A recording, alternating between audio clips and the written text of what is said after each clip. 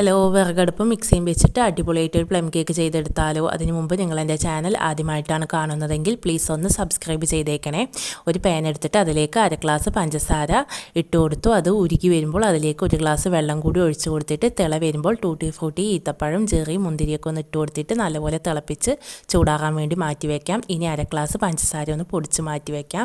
ടിന്നൊന്ന് റെഡിയാക്കി മാറ്റി വെച്ചിട്ട് അരിപ്പയിലേക്ക് 1 ഗ്ലാസ് മൈദ, 1 ടീസ്പൂൺ ബേക്കിംഗ് പൗഡർ, 1/4 ടീസ്പൂണോളം ബേക്കിംഗ് സോഡയും 3 തവണ ഒന്ന് അരിച്ച് മാറ്റി വയ്ക്കാം.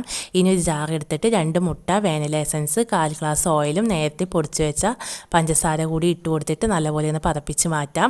ഇനി 2 മിക്സും കൂടി ഒരു ബൗളിലേക്കൊന്ന് മാറ്റിയെടുക്കാം. അതിലേക്ക് നേരത്തെ അരിച്ച് മാറ്റിയ പൊടികളും 1 ടീസ്പൂൺ ഗരം മസാലപ്പൊടിയും ഓറഞ്ചിൻ്റെ തോലും കൂടി ചേർത്ത് ഇളക്കി ടിന്നിൽ ഒഴിച്ചിട്ട് 45 മിനിറ്റ് ഒന്ന് വിറകടുപ്പിലൊന്ന് ബേക്ക് ചെയ്തെടുക്കാം.